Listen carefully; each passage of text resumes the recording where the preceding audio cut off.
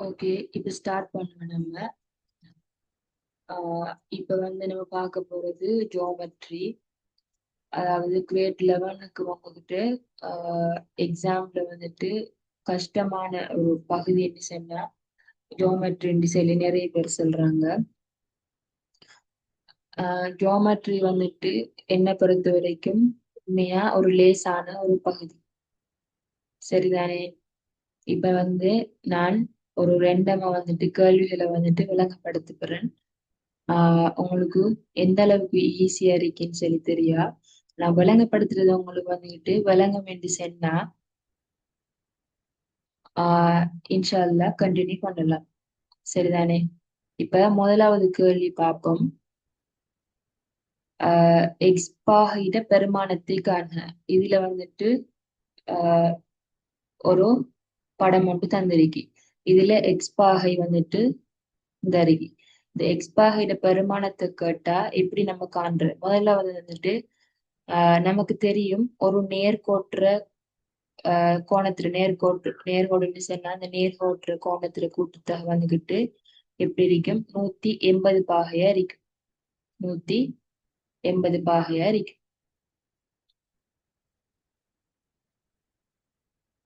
சரிதானே?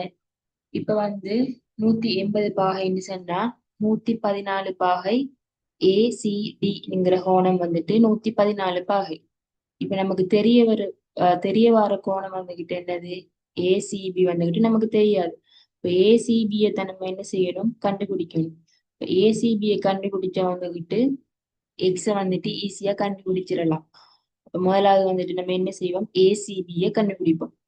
இப்ப 180ல இருந்து நினைக்கிற ஏசிடிங்கிற இந்த கோணத்தை கழிச்சுட்டா நினைக்கிற ஏசிபிங்கிற கோணம் வரும். அப்ப 180 பாகைங்கிறது நேர்கோற்ற கோணத்துல கூட்டுத்தொகை. 180ல இருந்து 114 பாகைய கழிச்சா எத்தனை வரும்? 10ல 4 போனா 6, இங்க 7, 7ல 1 போனா 6, 66 பாகை இந்த கோணம். இது 66 பாகை. இப்ப நமக்கு தெரியும் ஒரு முக்கோணத்துல ஒரு முக்கோணத்துல அகக்கோணங்களோட கூட்டுத்தொகை எவ்வளவு? 180 பாகை. 180 பாகைன்னு தெரியும். அப்ப இதுல ஏபிசிங்கிற இந்த முக்கோணத்தை எடுத்தா இதுல அதுல தரவுக்கு தந்திருக்கு என்னன்னு சொல்லி ஏபியும் ஏசியும் சமனரிக்கு. இந்த பக்கங்கள் அடையாளம் போட்ட என்ன?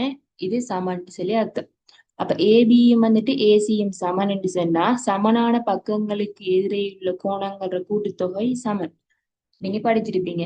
அது ஒரு தேற்றம். சமனான பக்கங்கள்ற ஒரு கோணத்துல ஒரு முக்கோணத்துல சமனான பக்கங்கள்ற எதிரே உள்ள கோணங்களோட கூட்டுத்தொகை சமன். அப்ப இந்த ஏபி எடுத்தா ஏபியும் ஏசியும் சமன். ஏபிக்கு எதிரே உள்ள கோணம் இது 66 பாகை. அப்ப 66 பாகைன்னு சொன்னா இந்த ஏசிங்கிற கோணம் ஏசிங்கிற பக்கத்துக்கு எதிரே உள்ள கோணம் ஏபிசி. ஏபிசி இதுவும் 66 பாகை. அப்ப இந்த முக்கோணத்தை எடுத்தா ஏபிசிங்கிற முக்கோணத்தை எடுத்தா இந்த முக்கோணத்துல அகக்கோணங்களோட கூட்டுத்தொகை 180 பாகை. அப்ப எக்ஸ் பாகை சக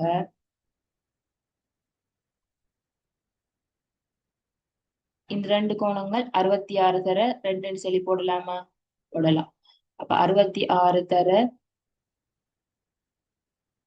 2 ஈக்குவல் 180 பாகை. காரணம் அகக்கோணங்கள்ற கூட்டுத்தொகை 180 பாகை. அப்ப எக்ஸ் பாகையை காணணும் என்ன செய்யணும்? நம்ம இந்த 66 தர 2 எவ்வளவு வரும்? 132. இந்த 132 இங்க கூட்டுப்படக்குள்ள அங்கால போகக்குள்ள சமன்பாட்டுக்கு அங்கால போகக்குள்ள என்ன செய்யும்? கழிப்படும். அப்ப 180 பாகை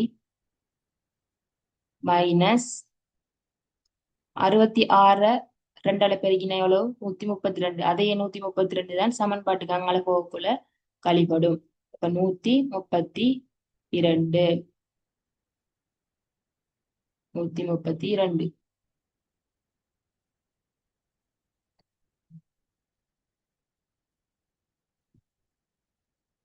132.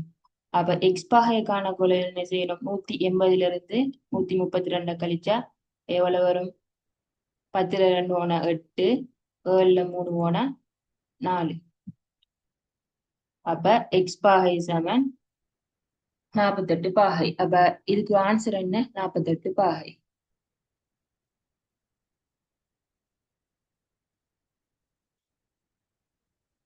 சரிதானே? இப்ப அடுத்தது வந்துட்டு ரெண்டாவது கேள்விக்கு போ. ரெண்டாவது கேள்வி பாத்தீங்கன்னு சொன்னா இது ஏபிசிடி என்பது ஒரு சாய் சதுரமாகும். ஏபிசிடி ஒரு சாய் சதுரம். சாய் சதுரம் சொல்ல போல என்ன நமக்கு தெரியணும். சாய் சதுரம் சொன்னா எப்படி இருக்கும் சொன்னா ஆஹ் எல்லா பக்கமும் வந்துகிட்டு எப்படி இருக்கும்? சாய் சதுரம் சொன்னா சமனா இருக்கும். எல்லா பக்கமும் சமனாக இருக்கும். அடுத்தது எதிர்கோணங்கள் வந்துகிட்டு என்ன? சமனா இருக்கும். எல்லா பக்கமும் சமனா இருக்கும். எதிர்கோணங்கள் சமனா இருக்கும். அடுத்தது மூலை விட்டங்கள் வந்துகிட்டு செங்கோணத்துல என்ன செய்யும்? ஒன்றை ஒன்று இரு சமக்கூறிடும். அடுத்தது வந்து உச்சி கோணமும் மூலை விட்டத்தினால் ஒன்றை ஒன்று இரு சமக்கூறிடும். இவ்வளவும் இருந்துச்சுன்னா, இந்த பண்பு எல்லாம் இருந்துச்சுன்னு சொன்னா, நான் சொன்ன பண்பு அம்பட்டும் இருந்தா அது வந்துட்டு சாய் சதுரம். இப்ப சரி, நம்ம என்ன செய்வோம்? இந்த சாய் சதுரத்தை பத்தி பார்ப்போம்.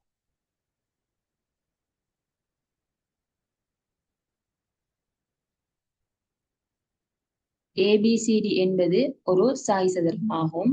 ஏசி வந்துட்டு 16 சென்டிமீட்டர். ஏசி 16 சென்டிமீட்டரா.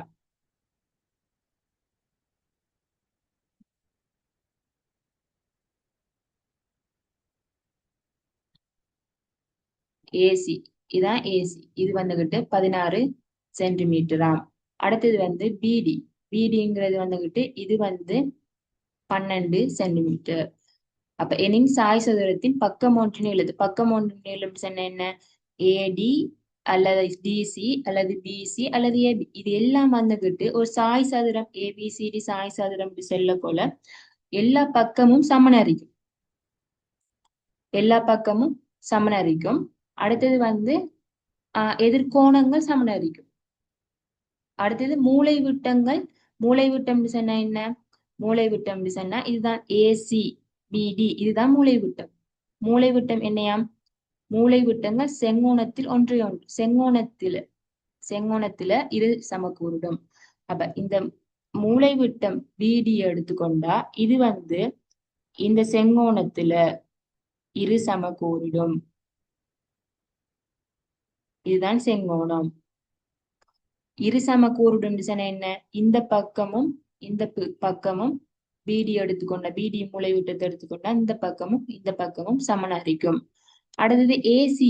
ஏசிங்கிற மூலை விட்டத்தை எடுத்துக்கொண்டா இந்த பக்கமும் இரு சமக்கூறுறதால சமனரிக்கும். அப்ப ஏசி வந்துகிட்டு இதுல தந்திரிக்கு தரவுள்ள 16 சென்டிமீட்டர்.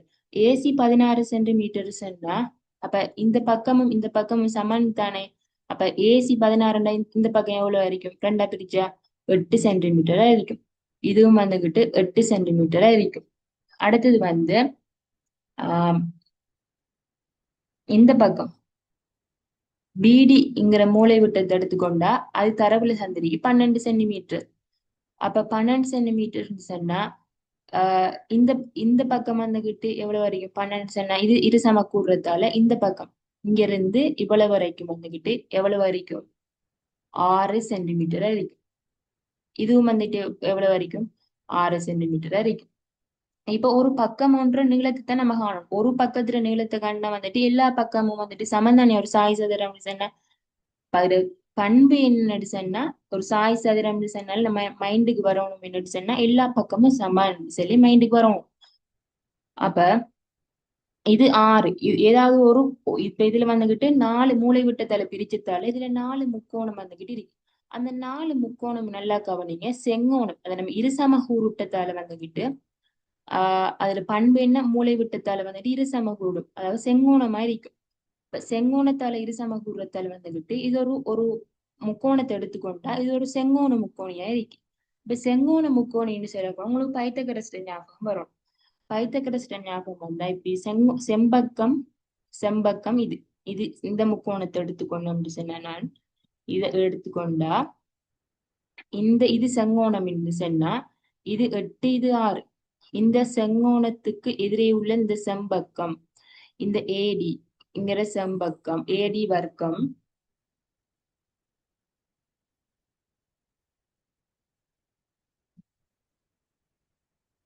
ஏடி வர்க்கம் சமன் இந்த 8 வர்க்கம், அதாவது செம்பக்கத்தை ஆக்குற இரு பக்கங்கள் இருக்குதானே, இந்த 8 வர்க்கம் இந்த 6 வர்க்கம் இது போல என்னாக்கி இது 8 வர்க்கமும் 6 வர்க்கம் 8 வர்க்கம் சக 6 வர்க்கம் இதுல வர்க்கங்களோட கூட்டுத்தொகை தான் வந்துட்டு செம்பக்கத்துல வர்க்கம். இதுதான் பைத்தகரஸ் தேற்றம். அப்ப ஏடி வர்க்கம் சமன் 8 வர்க்கம் சக 6. 8 வர்க்கம் எத்தனை? 8 8 64. 6 6 எத்தனை? 36. அப்ப 64ம் 36ஐயும் கூட்டினா எவ்வளவு வரும்? 100 வரும். அப்ப ஏடி வர்க்கம் சமன் எத்தனை? 100. ஏடி வர்க்கம் சமன்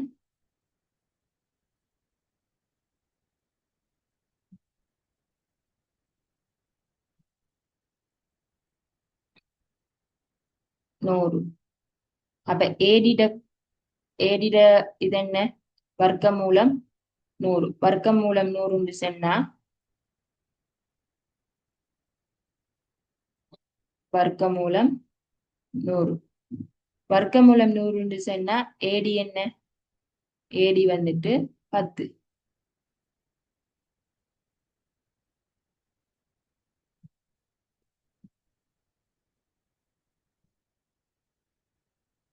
ஏடி வந்து 10 சென்டிமீட்டர் இங்க போகுது. ஆகவே ஏடி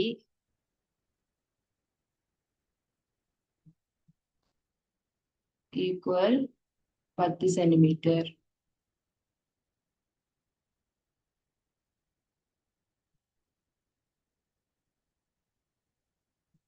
ஓகே தானே? இது உங்களுக்கு விளங்கின என்னன்னு சொன்னா விளங்காத பகுதிகள் வந்துட்டு இதுல ஏதாவது உங்களுக்கு விளக்கங்கள் குறைவாக இருந்தா வந்துகிட்டு நீங்க என்கிட்ட கேட்கலாம், கமெண்ட்ஸ் பண்ணலாம். அதுக்குரிய விடைகள் செல்வன் நான் வந்துட்டு இன்னும் வந்துகிட்டு தேற்று கேள்விகள் உங்களுக்கு தேவைப்படுது. உங்களுக்கு விளங்கி இன்னும் எடுக்கணும்னு சொன்னா இப்ப நான் தேற்று கேள்விகள் வந்துட்டு அதை விளங்கப்படுத்தி நிறைய கேள்விகள் வந்துட்டு அப்லோட் பண்ணிட்டு இருப்பேன். அடுத்தது வந்துட்டு அந்த தேற்றம் ஃபுல்லா எல்லா தேற்றம் வார மாதிரி ஒரு டியூட் ஒன்று இருக்கு. அதை வந்துகிட்டு தேவைப்பட்டவர்களை வந்து எடுக்கலாம். நான் உங்களுக்கு கேட்டீங்கன்னா ஷேர் பண்ணுவேன். அடுத்தது வந்து விளங்காத பகுதிகளை வந்துட்டு கேளுங்க. சப்ஸ்கிரைப் பண்ணாத வந்துகிட்டு உங்களுக்கும் நிறைய வீடியோ வந்துகிட்டு அப்லோட் ஆகிட்டு இருக்கும். நீங்க அதை வந்துட்டு அடிக்கடி அதை பார்த்து படிச்சு கொள்ளலாம். Okay, thank you.